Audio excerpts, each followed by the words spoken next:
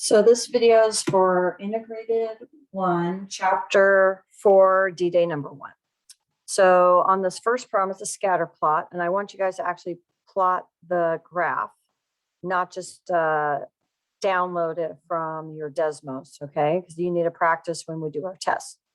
So a teacher had 10 students keep track of their study time for the semester final. The following table lists their study time in hours and their percent scores on the test. So first thing I'm going to do is I'm going to come over here to add media. I'm going to add a graph in. Okay, so I went add media. Let me start again. I went add media. I went down to the G for Google image search. And I'm just going to type in graph.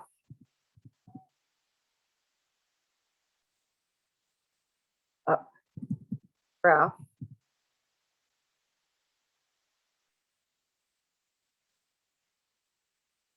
And I'll pick this one. Okay. I'm going to put it here. And for this, we want to label the X and Y axis. So the X axis is going to be this study time in hours. The Y axis is going to be score. So I'm going to come over here and I'm going to put study time, hours. Okay, that's what this X axis is going to be. And the Y axis is going to be percent score on final. And I'm going to come up here and I'm going to hit this and it'll flip it around for me. And then I'm going to scale my x-axis. I need to look and see my x-axis. The smallest one is half an hour, 0.5, and the longest is 5.8. So let's say I try to go from 0 to 6 here. And then here, the lowest score was a 46. And the highest score was a 90. So let's say I go from 40 to 100 maybe by, and I'll mark every 10. Okay. So let me do that. Okay. So here, let's say that this is, oops, let me do it not in pink, I'll do it in black. Okay, so this is going to be 1, 2, 3, 4, 5. Okay, that's not going to be enough. So I'm going to rescale it. Okay. So I'll have this be 1 and 2 and 3 and 4 and 5 and 6. Okay. And then, and here, all these will be my halves. Okay. And then I'm going to start here at 40. 50, 60, 70, 80, 90, and let's say 100%. Okay. And then I'm going to plot these. Let's see, I usually use a size 4 and I'm going to make it so it's not transparent. I'm going to change the color. Okay. And we're going to do the best we can in terms of approximating these. Okay. So 1.4 comma 62. Okay, so 1.4, 62, let's say about here. 5.8, so 5.8 and 87, so 5.8 and 87, so let's say about here. 4.5 and 85. 2.6 and 70. So a little over. 3.5 and 72. So 3.5 and 72. 0.5 and 46. 3 and 74. So 3 and 74. Let's see. 4 and 81. 4 and 81. 2.2 and 68. So 68, 2.2. So let's say about here. And 5.1 and 90. So 5.1 and 90. Let's say about here. Okay. And there's my scatter plot. So the very first thing I'm going to do is I'm going to be using the sentence frames that you guys have to describe the scatter plot. Okay. So looking at this, I'm going to start there is a, and we have to decide if it's strong or weak. Looking at it looks strong. Positive or negative, it's definitely positive. Linear or nonlinear, I'm going to say linear. And then relationship, and then it's going to be between whatever the X is labeled and the Y. So between the study time in hours and the percent score on the final exam. Okay. Next thing we need to do is we need to figure out our line of best fit. Now in class, when we do it on the test, we'll use the graphing calculators. For us at home, we're going to use Desmos. So I am going to put this data right here where I have the study time as my X1 and my score as my Y1 on Desmos. So let me just get a new share here.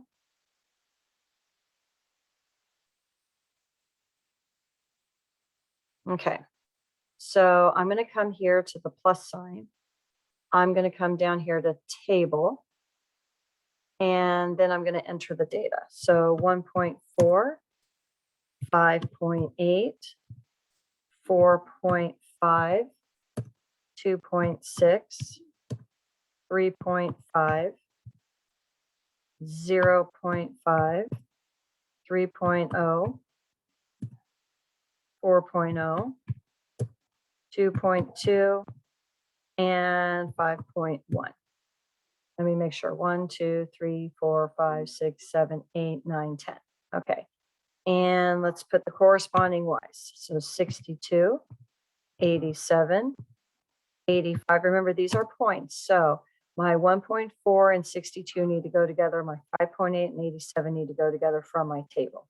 Okay. So 2.6 is 70. 3.5 was a 72. 0.5 was a 46. 3 was a 74. 4 was an 81. 2.2 is a 68. And 5.1 is a 90. Now you can see mine. Yours might have looked like this, where you couldn't see anything. Okay. So what I did was I came up here to the wrench. I'm going to come to my x-axis and I'm going to scale it like I did on my graph from 0 to, let's say, 6. And for my y, I went from 40 up to 100. And then I can see my graph here. Okay. Now to do my line of best fit, really I want y equal mx plus b, but I wanted to use my y1 and x1 for my table. If your table has an x2 and a y2, then you're going to put in a y2 and an x2. So I'm going to go y and the number 1 and shift, and right above the tab button, you'll have the tilde, or in math, it's a similar symbol, mx1 plus b. So anytime I'm trying to do any line of best fit, any equation of best fit, okay? So sometimes it might not be a line. We want to always wherever you have a y and an x, you're going to put y1, x1 if that's what your values are from your table, because you want it to use your table. And then you'll see here, I have my 7.67299, 48.48. So this is my slope, this is my m, this is my b. So I'm going to go back to my paper and write that down. So I'm going to come over here and write that equation. So y equal 7.67x plus 48.4861. Let me just, it was a 4861. And so when I have a 4681 and I want two numbers after the decimal, I look at the third number, the 6, and decide if that's going to push this up to a, keep it as a 48 or push it up to a 49. This is going to push up to a 49. Okay. So let me get back into the box. So it's going to be a 49. And then I am going to want to work out 2 points so I can plot it accurately on my graph. So, and I want to choose x's that fit my graph. So let's say I do 1 comma something. And let's say I do 6 comma something. I want to spread it out a bit. So what I'm going to do is I'm literally going to plug that into these equations. So I'm going to go 7.67 times 1 plus 48.49. And let's see, I'm going to just compute that real quick. So 7.67 times 1 plus 48.49, and I get a 56.61. So I get a 56.616, 16. Okay, so that's going to go with this. So 56.16. Okay. And then I'm going to do another one. And I said I was going to put in a 6. So 7.67 times 6 plus 48.49. And let me put that into the calculator. I end up with a 94.551. So 94.51. So this is going to be my other point. So I'm using the actual line and putting in 2 x values into x here to find 2 points. Okay, and I'm going to plot these 2 points. So I'm going to do it in a different color so I know that this is from my my line, not my data. So 1 comma 56.16. So 1 comma 56.16. So let's just say about here. And the other one's a 6, 94.51. So 6, 94.51. Okay, so let's just say it's about here. And then I'm going to draw my line, get my line tool. And I'm going to draw my line through this. Okay. And sometimes I might have to adjust it. I feel like I have to adjust this a little bit. Okay. And then if you do click on the line, I can do arrows. Okay. So that's going to be my line of best fit. Okay, again, I'm not using the ones for my table. Those are all my purple values. Those are my actual values. I chose 2 x values that fit on my graph. Okay. And I want them spread out a little bit. So I don't want to choose like 1 and 2 because that might be too close. So I chose 1 and let's say 6. And then I plug them into my line of best fit to get 2 accurate points and I plotted it. Okay. Okay, so now we're going to interpret the slope. Okay. So for this, I'm going to use my sentence frames. So I'm going to say on average as the, and this is your x, and the x's are hours that we study. So as the study time increases by 1, when it says the unit of your x, we're doing it by hours. So as the study time increases by 1 hour, what happens to the y? The percent on the final exam is, well, and then this is either going to increase or decrease. And if we look at our line, it was an increasing line. So it's going to increase by our slope, which is 7.67. So the percent on the final exam, and I'm going to say, maybe I'll say the score.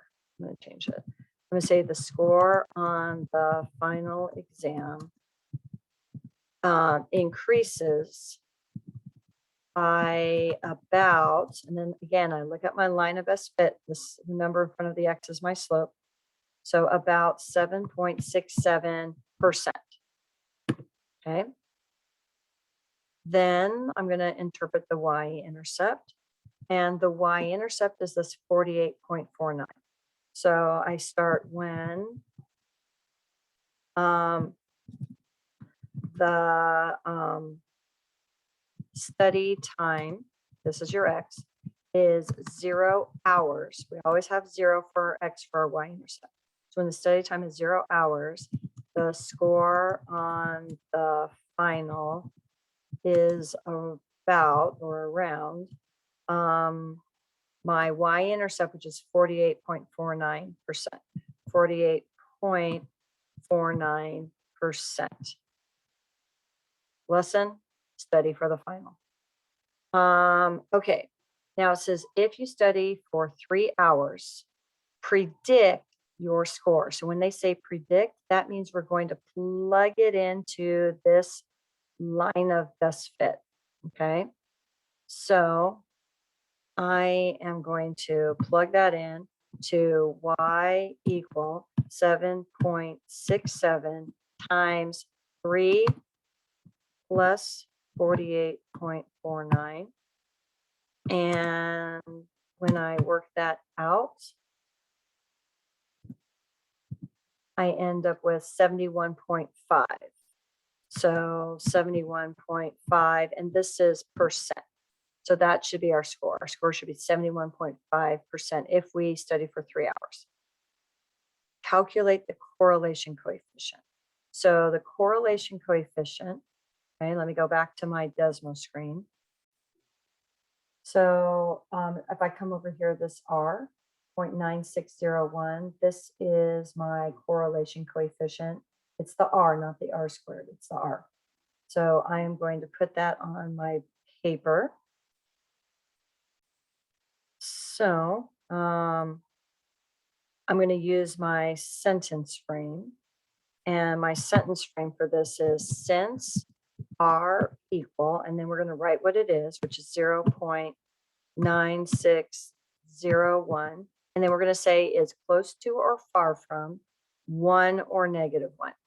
If your R is positive, you say close to or far from 1.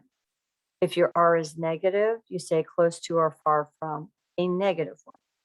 So since R equals 0.9601 is close to 1, there is a, and this is basically like our sentence frame for describe the scatter plot. Strong, positive, linear relationship between, and then we're going to say the X and the Y, between the study time in hours and the percent score on the final exam. Actually here, this, they actually just wanted us to write the correlation coefficient. So I'm going to move this here where it says interpret. Okay. And so I'm just going to put this here. I just needed the actual correlation coefficient here. And then H was interpret. Now on I, it says how many hours would a person need to study in order to score a 95%, basically. Explain how you arrived at the prediction. So I'm going to take my line of best fit. Okay, and I'm just going to copy this. Okay. And when I take that line of best fit, remember the Y is your percent and the X is your hours of study. So up here, when they said predict for 3 hours, I put 3 in for X. Here, we want to know how many hours. So we're trying to find our X in order to get a score of 95. So I'm going to put 95 in for my Y equals 7.67X plus 48.49. And then I am going to work that out. So let's see, I think I'm actually going to just write this.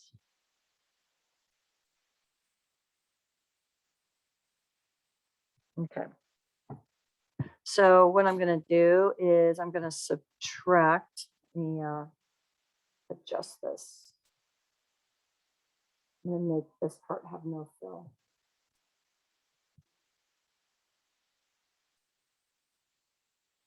Okay. So what I'm going to do is I'm going to subtract 48.49 from both sides. And so when I do that, I'm doing 95 minus 48.49. I get 46.4.51. I apologize. 0.51 is equal to 7.67x. I'm going to divide by 7.67, divide by 7.67 to get my x. So I'm going to take 46.51, just working that out real quick, and I'm going to divide it by 7.67, and I end up with 6.06. So that's going to be 6.06 hours. Okay.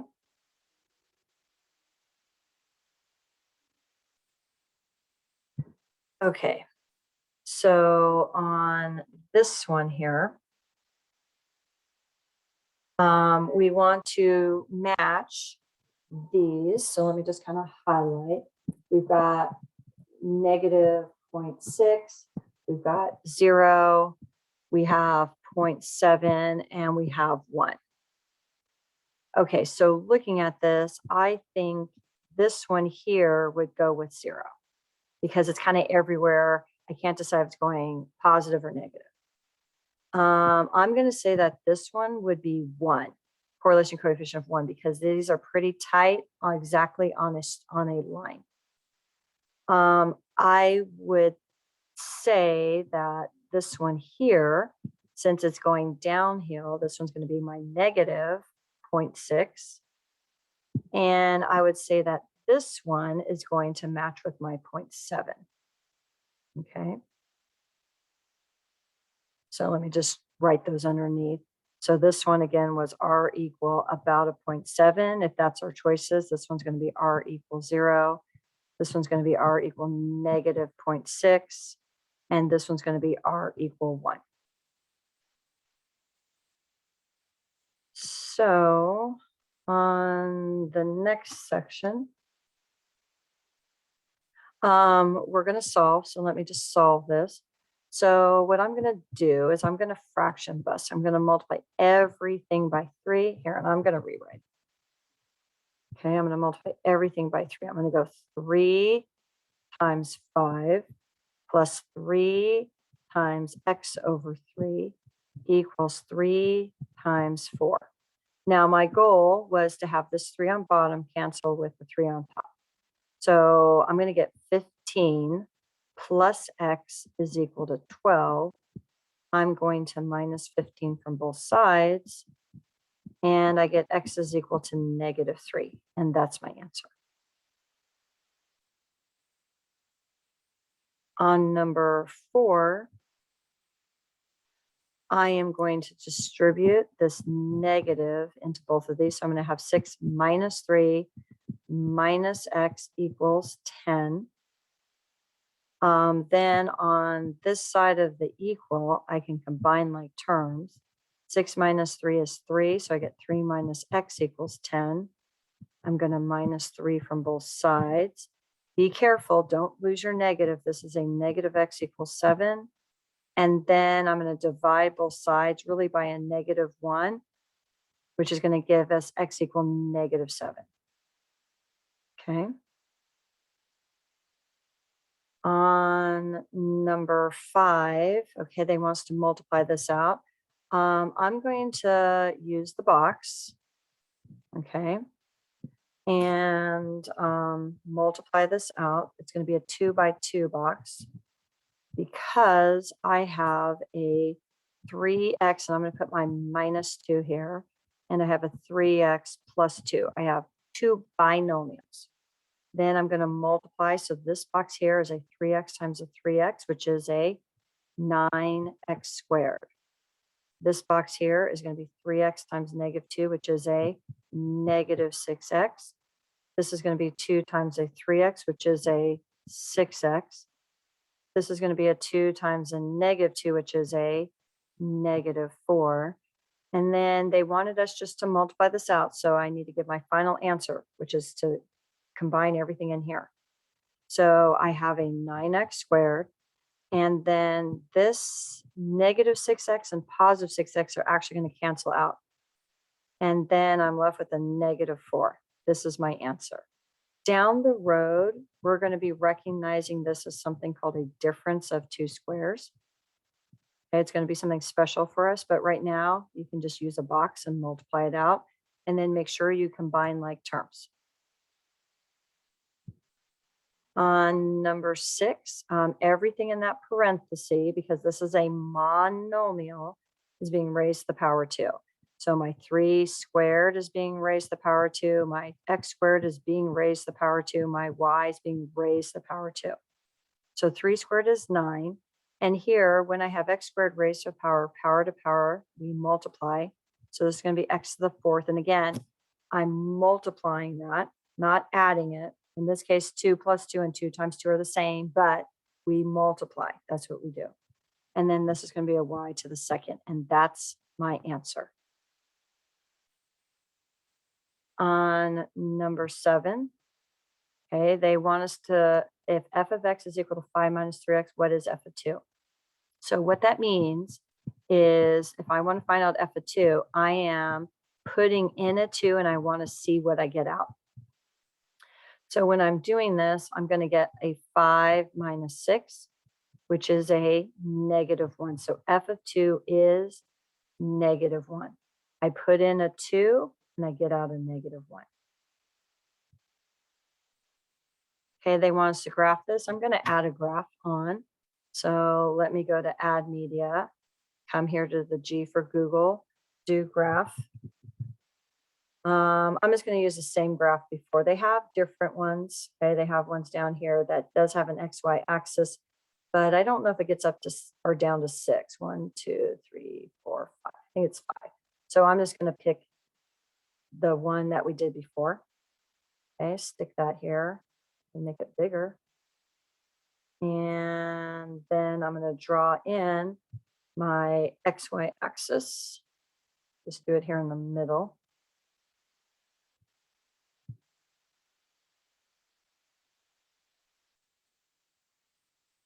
Okay. And then I'm going to be plotting this.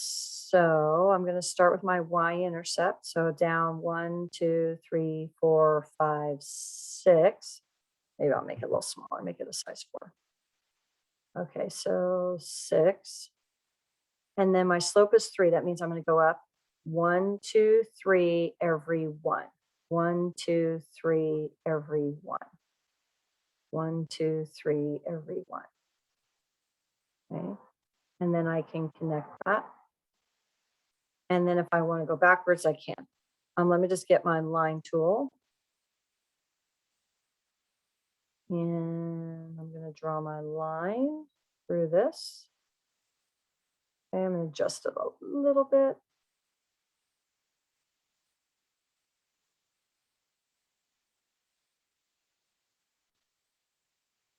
And then if I click on it,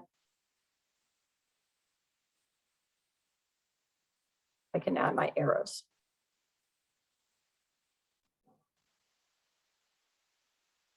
And that's my line. Okay. So again,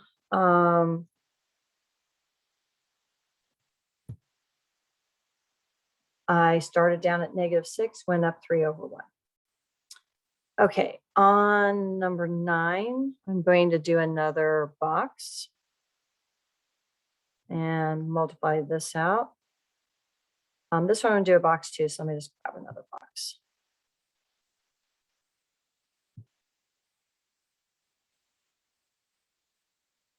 And this is going to be a 2 by 2, and this one's going to be a 2 by 2. You might not think so at first glance, and I'll show you why it is. So do I have any more? No. Okay. So what I'm going to do here is I am going to have my x and -2 and x plus 2. This is going to give me an x squared in the first box, -2x when I multiply, 2x when I multiply, -4. And then this -2x and 2x, they're going to cancel out. That doesn't always happen. It does when you have the same terms, but one with a plus and one with a minus. That will happen. And again, we call this a difference of two squares, x squared minus 4. And that's your answer. And again, I'll just jot down, this is really going to be called a difference of two squares. Okay, you're not concerned with that yet. Down the road, we will be. Now, the next one, x plus 2 squared, is really an x plus 2 times an x plus 2. So you want to be careful. You don't just square your x and square your 2 and get x squared plus 4. So when I do this, let me get a different color. This is going to be an x plus 2. This is going to be an x plus 2. This first box is an x squared. I get a 2x. I get another 2x, and I get a 4 when I multiply. Okay, that 2 times 2 is multiplying. And when I'm looking at this, I have a 2x here and a 2x here. They don't cancel out, they combine. So my answer is going to be x squared plus 4x plus 4. That's my answer. Now, this one down the road is going to be something special. This is called a perfect square trinomial. Don't even know that name necessarily yet, but I'm just going to be throwing it out every time we see a perfect square trinomial, which is when we have a binomial squared. Notice we get this trinomial back. This one here where you have the same terms with different signs, or here when you have the same terms with different signs, those we get back this binomial. It happens to be called a difference of two squares. Okay. On number 11, solving for x, I personally am going to do my x's first. So I'm going to subtract 2x here and subtract 2x here. I'm going to get 3 is equal to 2x minus 6. I'm going to add 6, I get 9 is equal to 2x. I divide by 2, I divide by 2. I get 9 halves or 4.5, but you can just leave it as 9 halves. And that's your answer. On the next page, it says, given the scatter plot, what is the possible correlation coefficient? So you want to be giving a correlation coefficient here, okay? I'm going to leave this up to you to decide on one. It has to be positive. So in this case, my R must be positive. I would say it's further from 1 than closer than to 1. I would say further from 1 rather than closer to 1.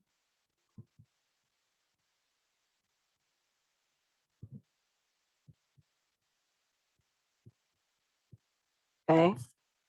And then you are going to explain in your own words why you chose that answer. And again, positive because this is an increasing line. So it has to be a positive R. These points, like if I was to draw a line in here, just to kind of see, this is not necessarily my perfect line, but if I was to draw a line here, you see that it does follow a line, but it is spread out a little more. So I wouldn't have it be close to 1 or exactly 1 because these points are not on it. It's going to be further from 1. Okay. Maybe somewhere from 0.5 to 1, I would say, but probably closer to 0.5 than to 1.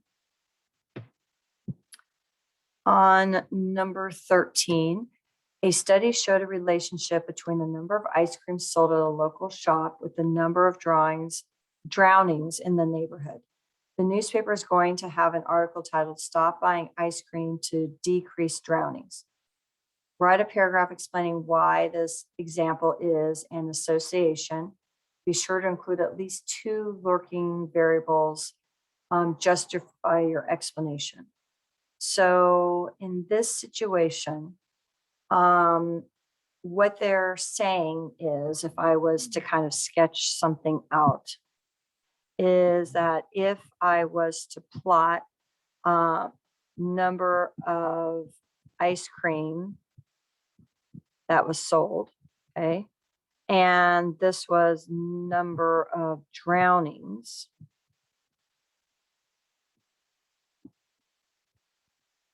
that there's a correlation and or an association.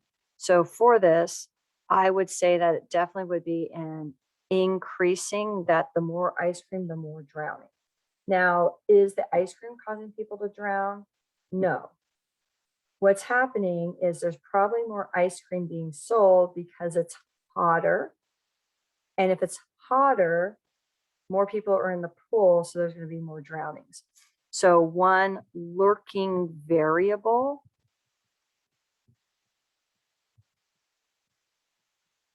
could be hot weather.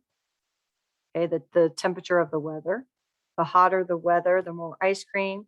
The hotter the weather, more people swimming. So that means there's more drowning. So as the number of ice creams are sold, more are sold, because it's hotter, there's also going to be possibly more drownings because of the heat. And so there's more people in the water. Okay, that's an example. I'm giving you one. They asked for 2. Okay, that's 1. If you think of another example, you can write that one down for this problem. Okay, we've got another multiply problem. So let me get a box. Again, this is going to be a 2 by 2 box because we have 2 terms and 2 terms. So for this, I'll have my 5x minus 2 and my x plus 4. This is not going to be one of those differences of 2 squares because these are not the same terms, but one with a plus and one with a minus. One does have a plus, one does have a minus, but they're not the same terms. It's also not going to be a perfect square trinomial because it's not the same term times itself. But we can multiply this out. This is going to be 5x squared. I'm multiplying. This is a negative 2x.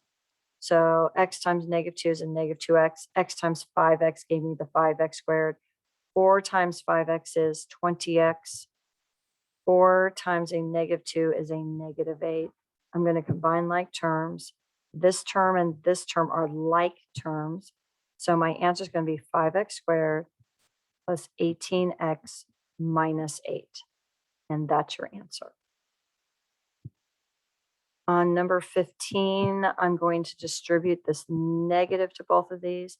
So I'm going to have 2 minus 1 minus 4y equal 15. Then on this side of the equal, I'm going to combine like terms. So I'm going to get 1 minus 4y equal 15. I'm going to minus 1 from both sides. And again, be careful, I'll bring down that negative 4y is equal to 14. Divide by negative 4, divide by negative 4. So it's going to be a negative 14 over 4. You can simplify that to a negative 7 over 2 or a negative 3.5 if you have it as a decimal. On 16, I'm going to fraction bust. I am going to multiply everything by 5. So I'm going to go 5 times 7 plus 5 times x over 5 equals 12 times 5. And this 5 and that 5 are going to cancel out. And I'm going to get 35 plus x is equal to 60. I'm going to minus 35 from both sides. And when I do, I get x is equal to 25 as my answer.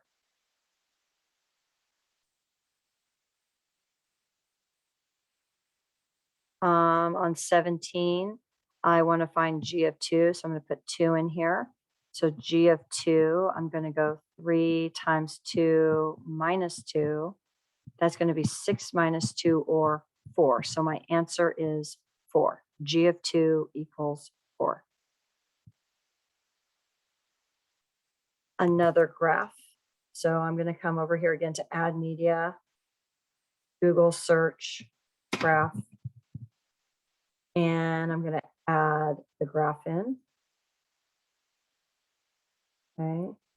And let me just draw in my X and Y axes here.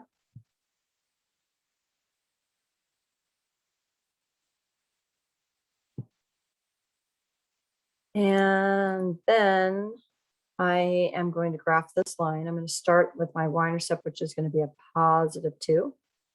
My slope is a negative 3. That means I'm going to go down 3, right 1, down 3, right 1, down 3, right 1, and so forth. And then I'm going to connect the line.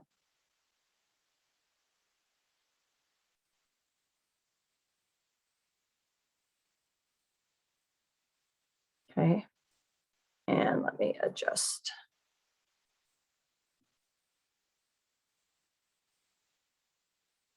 Okay, and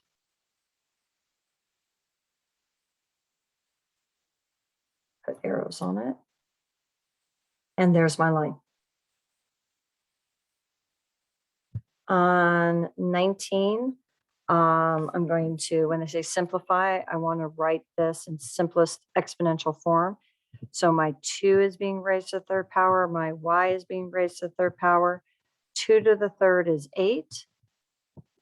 Y to the third. And that's my answer.